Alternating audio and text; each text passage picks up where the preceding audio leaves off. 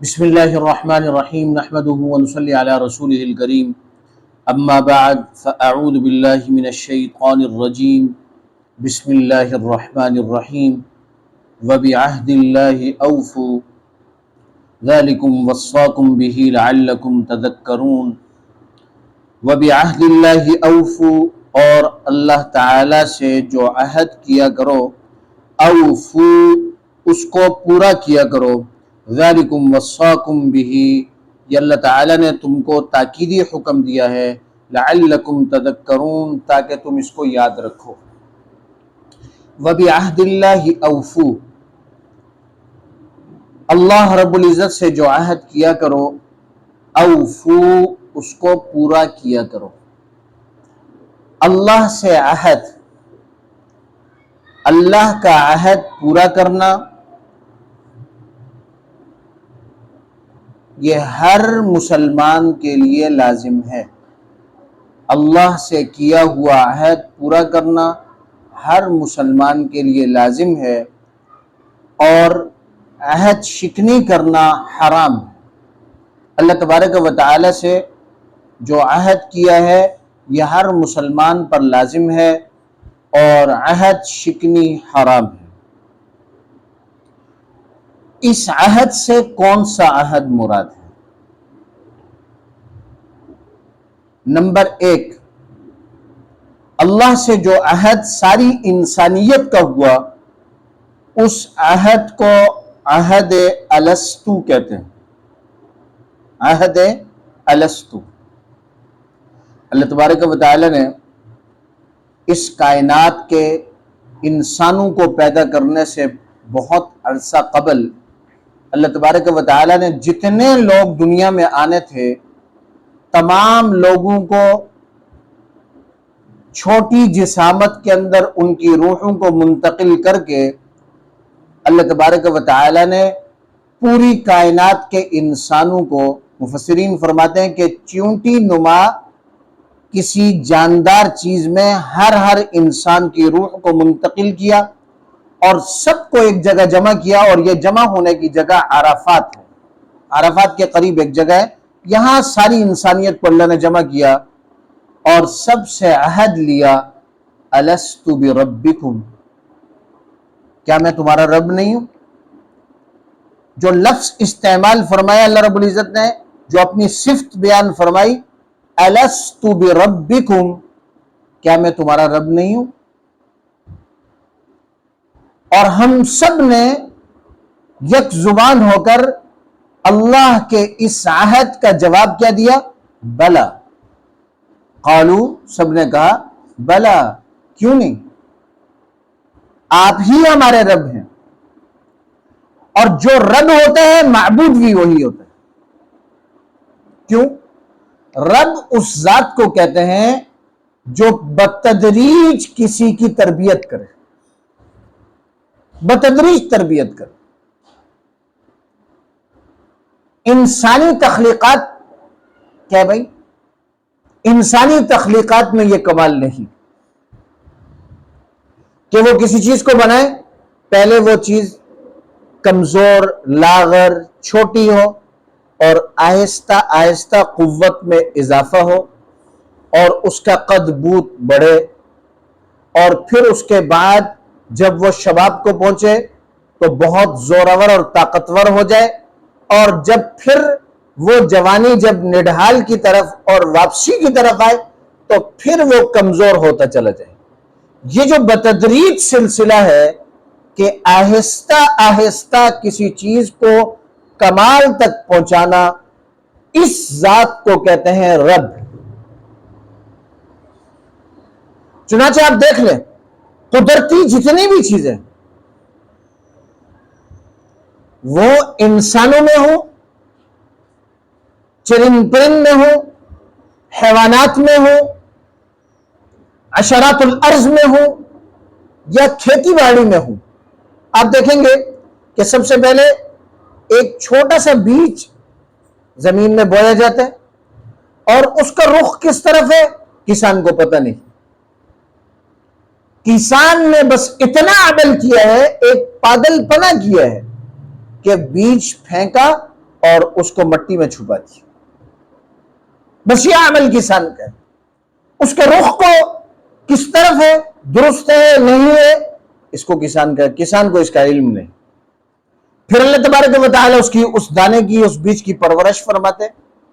پھر وہ جب دانہ اس لائق ہوتا ہے کہ اس سے کمپل نکلے تو پھر وہ دانہ پھٹتا ہے اور اس سے ایک معمولی کمپل نکلتی ہے اور وہ بہت نرم و نازک ہوتی ہے.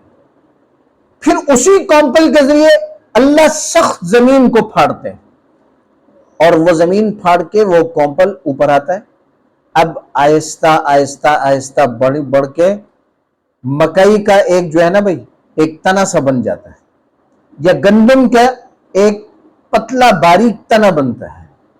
پھر اللہ تبارک و تعالی مختلف مزاج ہیں پھلوں کے.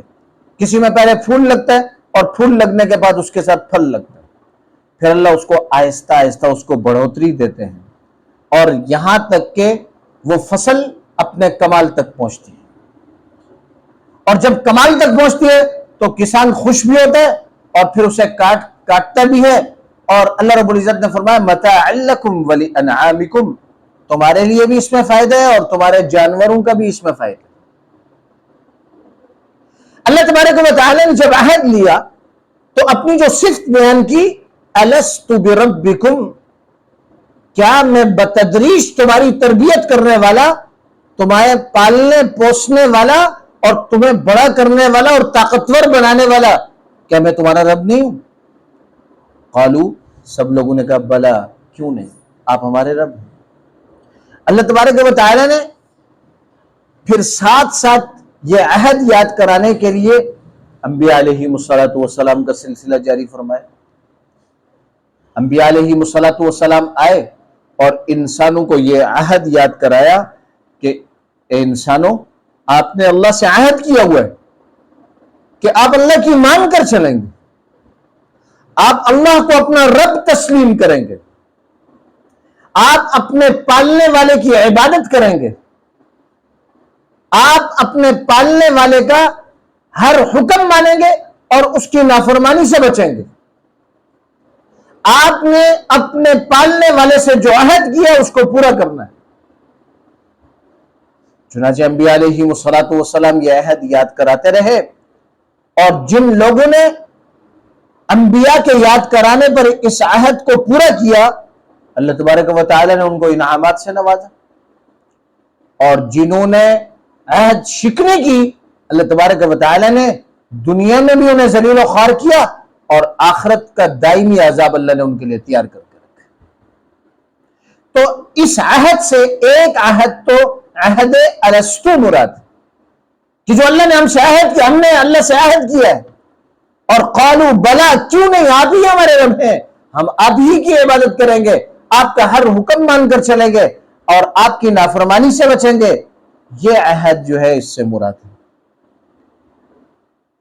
نمبر 2، وہ خاص قسم کے عہد جو اللہ تبارک و تعالی نے جا بجا قرآن کریم میں مسلمانوں سے عہد لیے یا اہل کتاب سے عہد لیے، یہود و نصارہ سے عہد لیے، ایمان والوں سے اللہ تبارک و تعالی نے عہد لیے. اور قرآن مجید میں جا بجا اللہ تبارک و تعالی نے اپنے احکامات کو بیان کیا اور جو حکم اللہ کی نافرمانی تصور ہوتے تھے اللہ تبارک و تعالی نے قرآن مجید میں اس سے منع فرمایا. اور نبی کریم صلی اللہ علیہ وسلم نے صحابہ کرام سے ان عنوانات پر بیعت لی. کس بات پر بیعت لی؟ کہ نماز کا اہتمام کریں گے، قرآن کی تلاوت کریں گے، زنا نہیں کریں گے، شراب نوشی نہیں کریں گے. صحابہ کرام سے عہد لیا، بیعت لی، اور جنہوں نے بیعت کی انہوں نے اپنی بیعت کو پورا کیا. چنانچہ صحابہ کرام رضوان اللہ تعالی علیہم اجمعین واحد وہ جماعت ہے کہ جنہوں نے اللہ سے کیے ہوئے ہر عہد کو پورا کیا. اگر ان سے کوئی لغزش سرزد ہوئی، اللہ سے کیے ہوئے عہد میں کوئی نافرمانی ہوئی، تو انہوں نے ایسی زبردست توبہ کی کہ اللہ تبارک و تعالی نے ان کی توبہ کو قرآن میں ایسا بیان فرمایا کہ جیسے اللہ ان کے فضائل بیان فرمایا۔ چنانچہ صحابہ کرام کی غلطیوں کو اگر اللہ نے قرآن میں ذکر کیا تو ایسے انداز سے ذکر کیا کہ اس کے ساتھ ساتھ ان کی توبہ جو قبول ہوئی اس کا بھی تذکرہ کر کے ساری امت کو سبق دیا کہ اگر تم سے غلطی سرزد ہو جائے تو صحابہ کرام رضوان اللہ تعالی علیہم اجمعین کی طرح توبہ تائب ہو کر پاکیزہ ہو کر مجھ سے ملاقات کے لیے آنا۔ اور ایک عہد یہ ہے کہ جیسے کسی انسان نے قسم کھائی، یہ عہد ہے، نظر مانی عہد ہے، منت مانی یہ عہد ہے، قسم کھا لی اور قسم یہ کھائی کہ میں آئندہ یہ گناہ نہیں کروں گا، قسم کھا لی۔ اب یہ اس نے اللہ سے عہد کر لیا، اب اس مسلمان کے لیے لازمی ہے کہ اس عہد کو پورا کرے، یعنی اپنی قسم کی حفاظت کرے۔ نظر مان لی کہ اگر میرا یہ کام ہو گیا، یہ میرے گھر سے یہ بیماری ختم ہو گئی تو میں 100 نفل ادا کروں گا، یہ اللہ سے عہد کر لیا ہے۔ جب اللہ سے عہد کر لیا ہے تو اب وہ مسئلہ جیسے ہی حل ہو جائے تو فوراً جو عہد کیا ہے اس عہد کو پورا کر۔ اسی طرح منت مانتا ہے، نظر اور منت اور قسم اگر یہ جائز چیز کی مانے تو اس کا پورا کرنا اس پر کیا بھائی لازم ہے۔ لیکن اگر کسی نے قسم کھائی، نظر مانی یا منت مان لی اور ناجائز چیز کی مانی، قسم کھا رہا ہے، کسی نے اس کو غصہ دلا دیا اور اس نے قسم کھا کر اس گناہ کا کہا کہ میں یہ گناہ کروں گا، اب کروں گا، اور قسم کھا لی، اب یہ اللہ سے عہد نہیں، یہ بغاوت ہے۔ اب اس کے لیے ضروری ہے کہ اس قسم کو توڑے، اس گناہ کی طرف قطعاً نہ جائے، اور قسم ٹوٹنے پر اس کا کفارہ ادا کرے۔ اب یہ نہیں کہ اس نے کہا اب تو میں نے قسم کھائی ہوئی ہے لہذا جو ہے نا میں یہ گناہ کروں گا تاکہ قسم پوری کروں، نہیں، قسم اللہ سے عہد ہے، صرف مشروع چیز اور جائز چیز کی قسم کھانا یہی جائز ہے، اور نظر اور منت ماننا اگر کسی نے مان لی تو یہ اللہ کے عہد میں داخل ہو گیا اور شامل ہو گیا۔ اب ضروری بات یہ ہے کہ اس عہد کو پورا کرے۔ اور آخری اور عمومی معنی، جس نے بھی کلمہ پڑھا لا الہ الا اللہ محمد الرسول اللہ، کلمہ زبردستی پڑھانا، زبردستی کسی کو اسلام میں داخل کرنا یہ جائز نہیں۔ کسی کو زبردستی کلمہ پڑھانا، اسلام میں داخل کرنا یہ جائز نہیں۔ اسلام نے چھوٹ دی ہے، اپنی مرضی سے مسلمان ہو، لیکن اپنی مرضی سے اگر کوئی شخص مسلمان ہوا اور اس نے کلمہ پڑھا لا الہ الا اللہ محمد الرسول اللہ، تو کلمہ پڑھتے ہی اسلام کے احکامات اس کی طرف متوجہ ہو جاتے، کلمہ پڑھتے ہی نماز اس پر فرض ہو گئی۔ جس نے بھی کلمہ پڑھا اس نے اللہ سے یہ عہد کر لیا کہ لا الہ الا اللہ، اے اللہ میں آپ کے احکامات مانوں گا، محمد الرسول اللہ، اور میں اپنے محبوب پیغمبر کے طریقے کے مطابق آپ کے احکامات پورے کروں گا۔ یہ عہد تو ہر مسلمان کا ہے، اور ہر مسلمان کو چاہیے کہ اللہ کے عہد کی پاسداری کرے۔ اللہ نے جتنے احکامات بیان فرمائے ان احکامات کو مانے، اور جتنی چیزوں سے منع فرمایا اس سے منع ہو جائے۔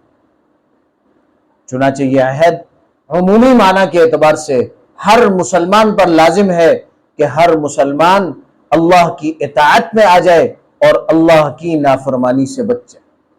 اللہ کی اطاعت اس کا عہد ہے، اور اللہ کی نافرمانی سے بچنا، اس کے عہد کو پورا کرنا۔